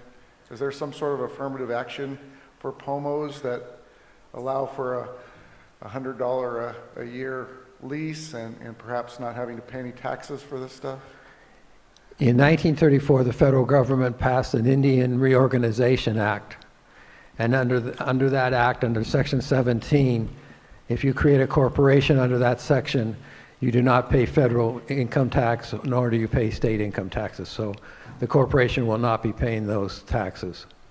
So if I wanted to start a biochar plant like you have, without those advantages, I would be at a huge disadvantage. I wouldn't get any discount on the land, and I'd be paying taxes on the profit I make. It depends on how you structured your corporation. I don't know that that's very fair, competitive-wise. Not everything's fair, I can tell you that. No. Okay, Kate, let's let Julie. Oh, no, Kate, please go ahead, if you don't mind. All right, okay. Go ahead, Kate. I believe I understood that hydrogen and methane were the fuels. Well, it's called syngas. All right. But it's a combination of those two that you're calling syngas. Yes. All right. The methane is generated through manipulation of the wood, the fuel stock. Both of them. I'm sorry? They're both from the wood source. The hydrogen comes out of the wood also. This is beginning to sound like the perpetual motion machine. Are you saying that there is no storage of hydrogen to help kickstart this? No. No. And so it is kickstarted by a small, We can have barely any type of noticed diesel generator there to generator? heat. Well, we got to do is heat the chamber up, so that's the first stage. And what is responsible for heating the chamber? Itself. I'm sorry? The energy the gas that we generate is consumed by the electrical machine, the generator, the Right, that linear moves generator. back and forth. And some of that power feeds our electrical heaters in the unit.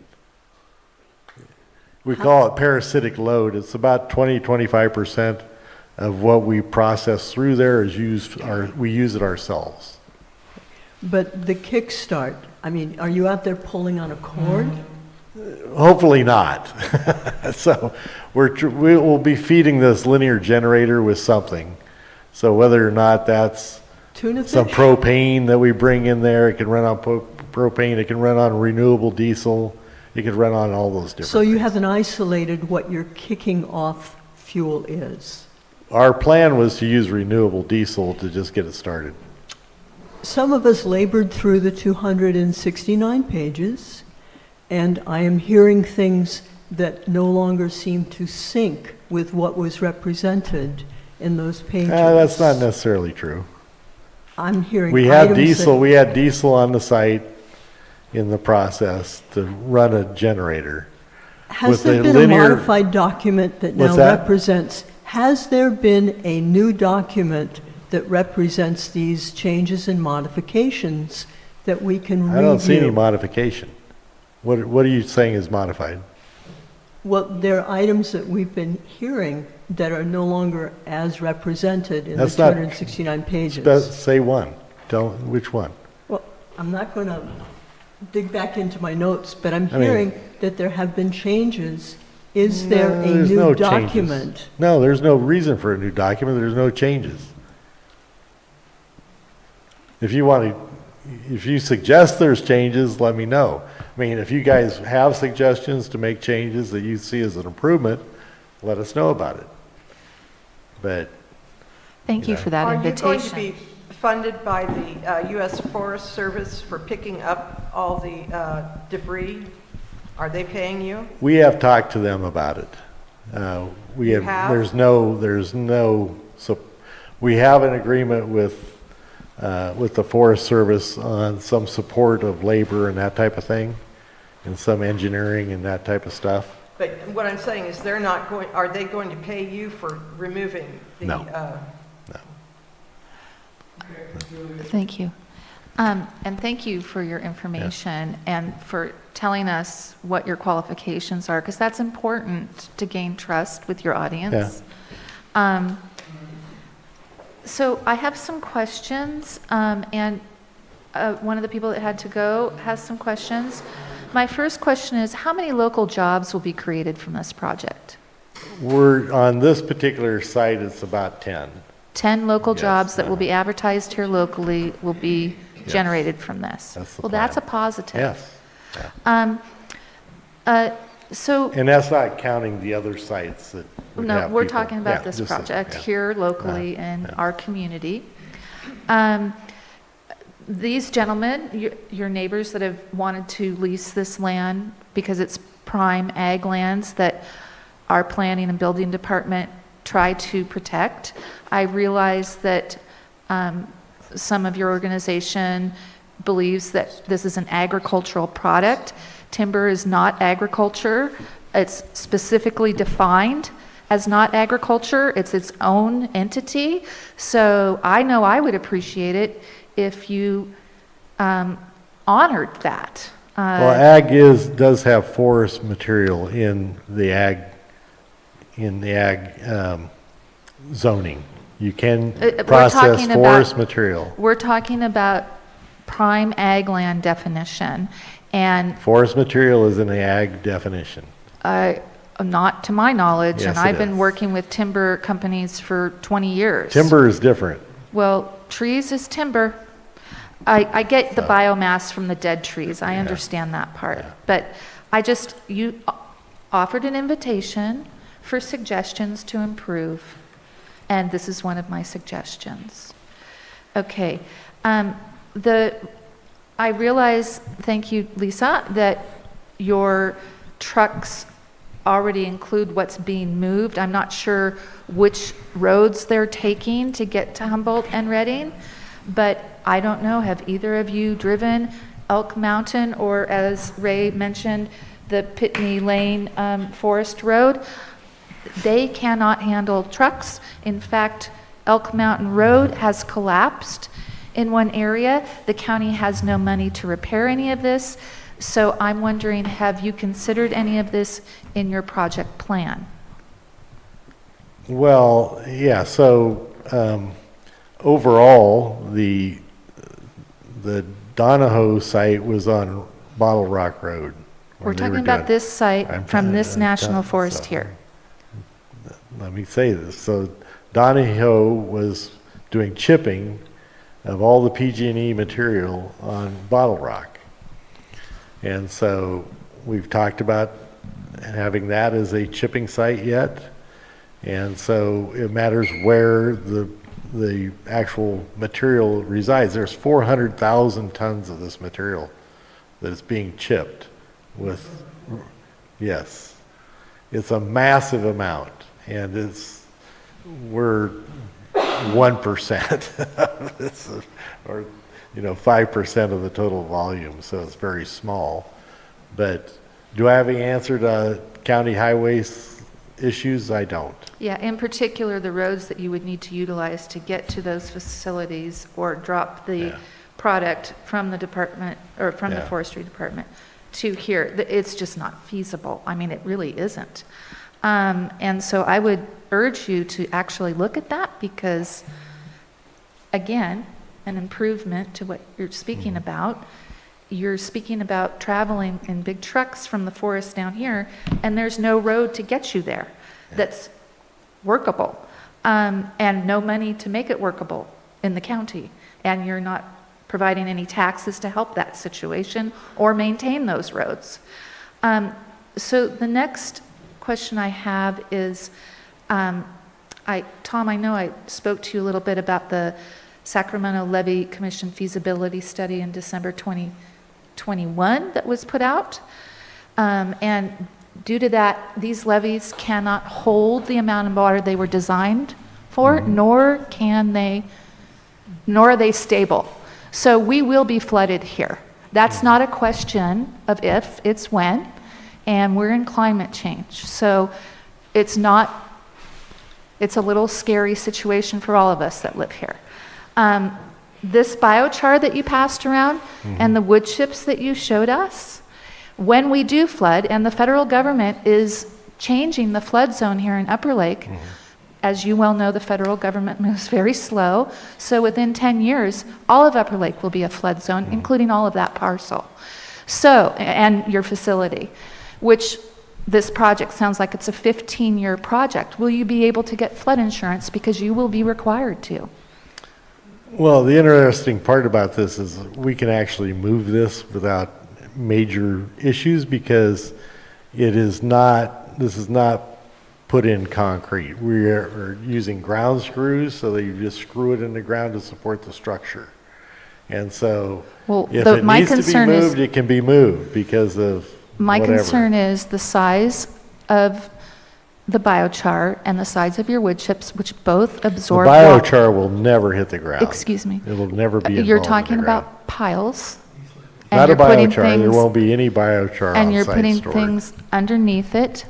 Both wood and biochar absorb water. The When we- biochar, let me explain again. The biochar will not be I heard exposed to you. water. I heard you. Okay. Hold on, excuse me. It's in a Excuse trailer. me. Excuse me, excuse me. Yeah. Yeah, excuse me. So when we flood, those wood chips will be clogging up all of our drainage system that would take the flood waters away. I totally think your program and what you're doing is phenomenal. I support it 100%. I do not support it 100% in the location that it is at. It is detrimental to this community. You have no taxes to help us. We are trying to form a community services district to take over the maintenance of the levee so that we can stop this kind of community fear that currently exists. And this project at this location increases that fear. That's why you're hearing about it. So I'm wondering, have you taken that into consideration of how our community will be affected with your product, with the wood chips that you will be grinding down? Because you told us that, even though you said it wouldn't be running 24/7, we were told. Those milled chips will not be there.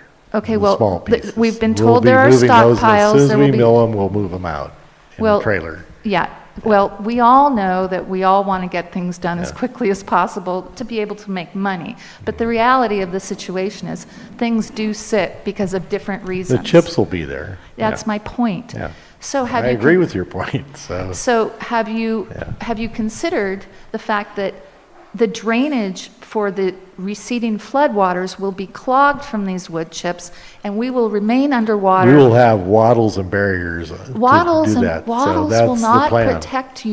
protect any of us from wood chips Yeah. clogging our drainage system outlets. And this is why one of the reasons why I don't think it's a very good location.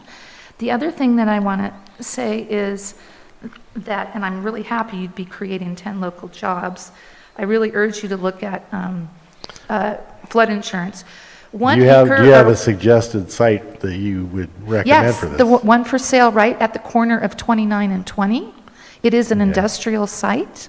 It's also, though, a flood situation here, but it's better zoned, in my opinion. I think you need to be further up into the forest from my perspective, but I don't have anything, I'm not trying to relocate you. I'm telling you, Well, that's not I my think you job. are, That's your, but no, that's your job. I think you're very. I'm just telling you that you're this pressing to do it, so. Well, you can think whatever you want, but this is not the location for this phenomenal project you've got going on. My last comment is 1 acre or 1 inch of wildlife disturbance is not okay for CDFW. And you're about to hear about a lot of wildlife like you originally did.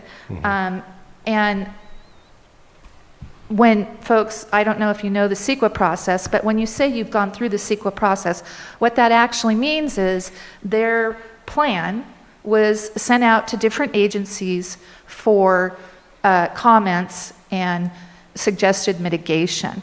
So there will, from the original program that they submitted, there will be a different program that you've already spoken to the fact that there are mitigation measures that they're requiring you to do. The only way to get those mitigation measures is to request them via public information request. But They're in actually the permitting process. what type of mitigation plan have you established for the remediation of the living environment of wildlife that you will be disturbing? And then last, So the biologists made different suggestions and that type of thing, and so that's in the mitigation issue. Okay. So it's a But you don't know- 40-page report. okay, but you, And so he- you don't know what they really, you don't I'm know not going them to go off the- through all of them. Yeah, well, Trust me. we can get those information. And then when did the lease amount change? Because I was at the Board of Supervisors meeting when the $1 a year lease approval happened. That was on your project that you didn't get the grant for on this location. So I'm wondering when that changed. It never changed. It's never been $1 a year. I don't know where you got that information, Julie, but it's not correct. That's why I corrected it. It's $100 a year, not $1 a year. Well, it was at the Board of Supervisors meeting when they made the Well, resolution. So I'm wondering when it was changed, because it's I'm been reading from changed. the lease. I'm reading from the lease that the the Watershed Protection District Okay, so chairman it signed. changed from $1 to $100, which is good. That's good. We're getting closer. It didn't change as far as I was That's all right. You notified. don't have to agree with me. I was there. It's in their minutes. It's public knowledge. All right. Yeah. You ready? I have a question about this biologist, because in the CEQA report, I asked the county planner, Laura Hall, who the biologist was, and they said Lawrence Ray. And he actually works for the Scotts Valley Tribe of Pomo Indians. That's John. He's Phillips. not objective. No, it was Mr. Ray. He has not worked for the Scotts Valley Band of Pomo Indians for several years. He was done there as an independent contractor. We contracted him But he did work for 3 years for the Scotts Valley Tribe of Pomo Indians. many years ago, correct? Yes, he did. Correct, but Doesn't not sound for this too project. objective. But anyway, I have a question. You mentioned that there'll only be one trailer, a biochar, a week? So it matters how much energy we're using, consuming ourselves. So most of the material is going to be used off-site, and that will create biochar at the other locations. At our location, we're just creating energy for the milling machine and that type of thing. So it's not a huge amount of biochar. It's Yeah, because the pretty biochar is not that valuable. It is. It is. And not according it to has, online when you look up the cost of biochar. Well, biochar's the actual biochar itself is a third of the value. The actual carbon capture of it and the credits you get for the carbon capture are about another 2/3 of the value. Well, okay, It running does 10 it trucks back creates and- it captures 3 times its weight in carbon, CO2. So Monetarily wise, Yes. though, this isn't really a profitable venture. I don't quite understand what. So we create electricity. That's where the profitability is. It's not in biochar.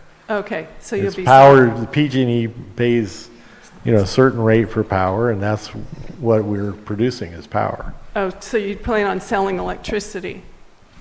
Yeah. But not at this site, not at this site. We're not selling electricity at this site. At the Red House, okay. And the just to clarify, biochar, we're estimating, and we've gotten people who confirm that they will pay $200 a ton just for the biochar. It has 3 times the value of that, as he said, for the carbon credits. So 3 times 200 makes that $600 a ton. We think that's fairly profitable, because we will be getting the carbon credits for How that. many tons do you plan on producing a day? He's at this site, a limited amount, but it all adds up. I hope so, to run all those trucks and hire those people. But one more thing I do want to say is, I go in and out of the gate directly across the street from your gate every day. It's a dangerous spot. There's many times, you're not going to be able to come out and turn left. We don't want people turning left. We're going to instruct people not to turn Well, I don't know left. how you're going to turn those diesel trucks around to get back up Middle Creek. Yeah, we're actually discussing that whole process. And how they're going to merge onto Highway 20. Yeah. There's many times when I'm coming to my gate, I have to bail off to the right and turn around in the dirt side of the road and wait the 5 minutes to get over to encroachment's going to have Olison another Road. 75-foot of apron that's going to allow the truck to pull out. So it's going to be added onto the right edge of the traffic. 10 trucks merging into that traffic. I mean, how many did you say goes by there every day? There's 1,800 vehicles that go through there. Yeah. Yeah. And that's another issue that we've been discussing with rerouting of big rigs.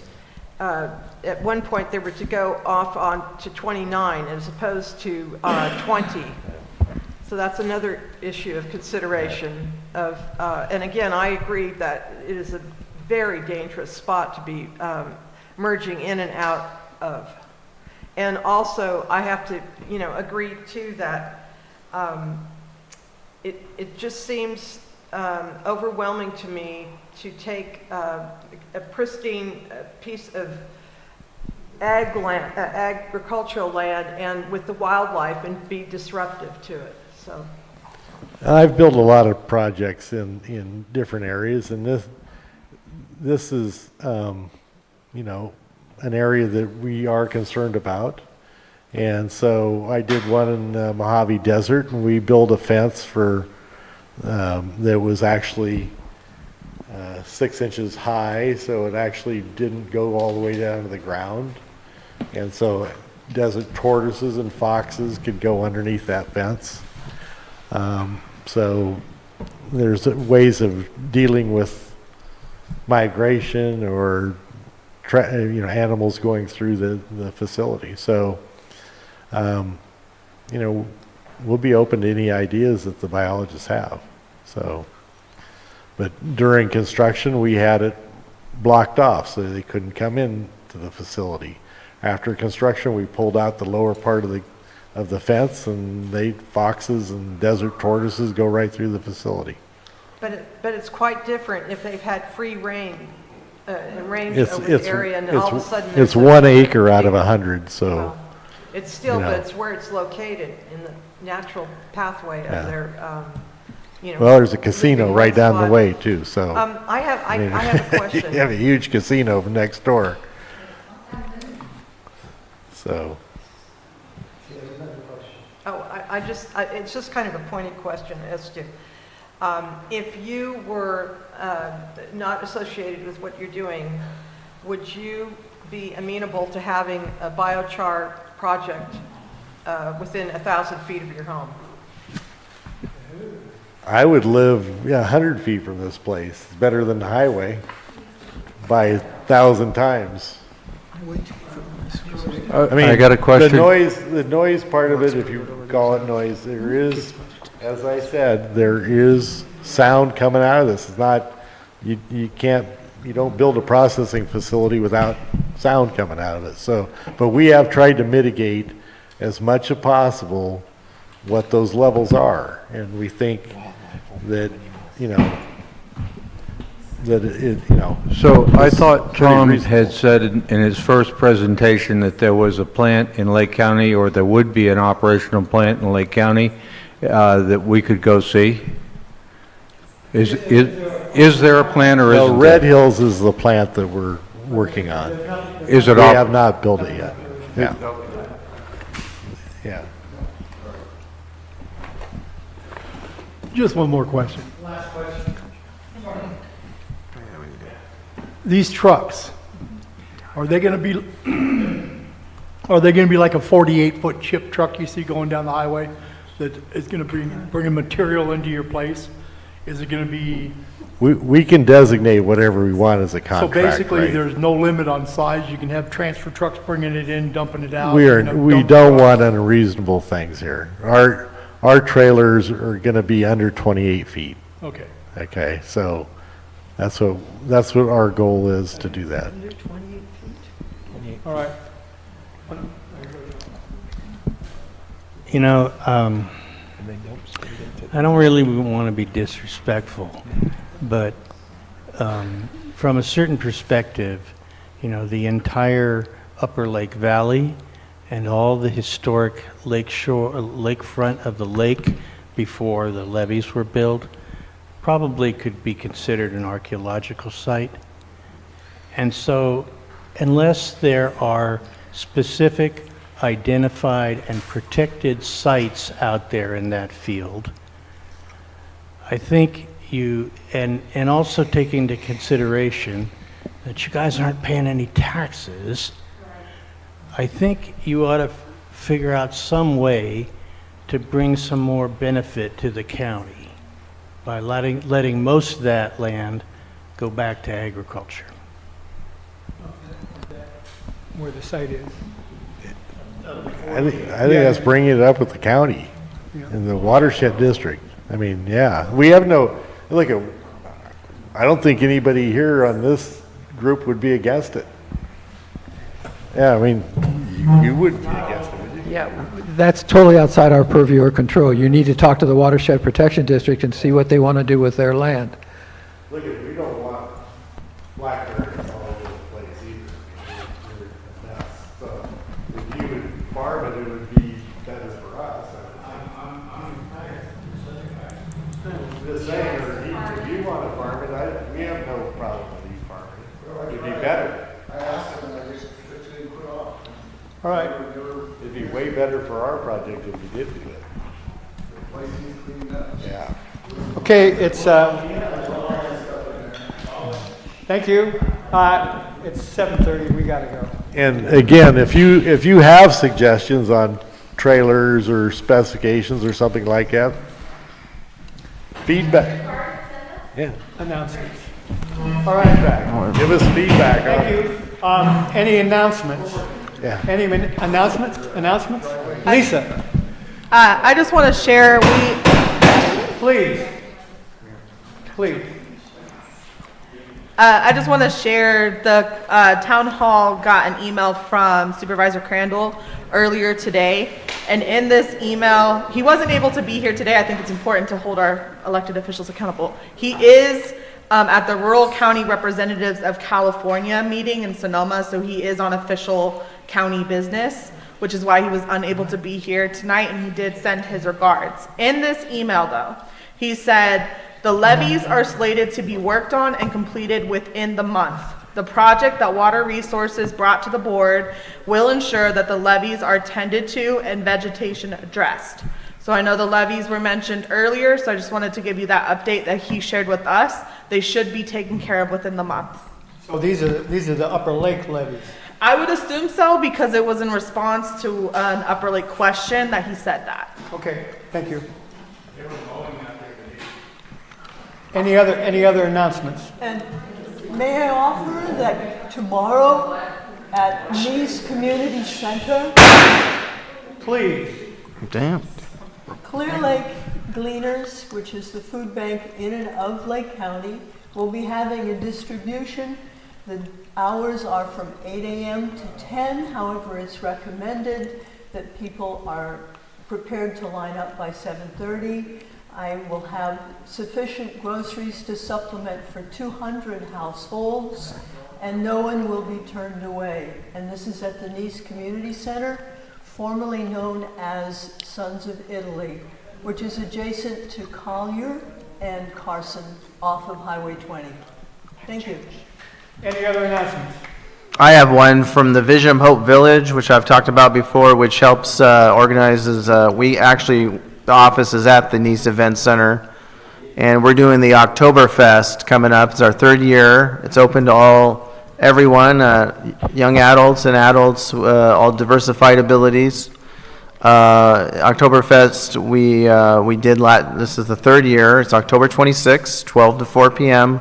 It's a Saturday. We'd love to have you come out. We're going to have all sorts of things. Check it out at Vision of Village on the Facebook page. We'd love to have you guys, and if you have any children or young adults with diversified abilities, we'd love to have you come out for that. And it's donation driven, and it's going to be a lot of fun. It's going to be a lot going on. Also, if you're going to be at the Pear Festival, we're going to be there too. And Chef Mike's going to be cooking some pasta, and that's a lot of fun. They usually don't have pasta there, so check out the booth. It's going to be a lot going on. So Vision Hope Village helps organize events and activities for children with diversified abilities, including autism and other abilities. And a lot going on with that. So if you're interested, talk with me before you leave, and thank you. Thank you, Thomas. Any more announcements? I move to adjourn. Do we have a second? Yes. All those in favor say aye. Aye. All those opposed? The meeting's adjourned. Thank you.